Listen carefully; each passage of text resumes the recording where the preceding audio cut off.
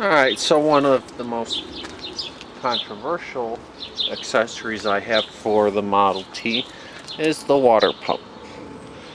Now normally a Model T doesn't have a water pump, so you've got your water inlet on the side of the motor, and you take that off and you could bolt one of these on it in its place. I mean, they're very simple pumps, nothing crazy about them. But so it'd bolt on. You've got a grease cup, so every now and then you'd open it up, put some grease in it, and then screw it back down. On the front you have a pulley.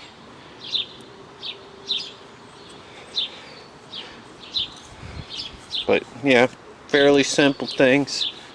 They leak a lot, so that's where people don't like them.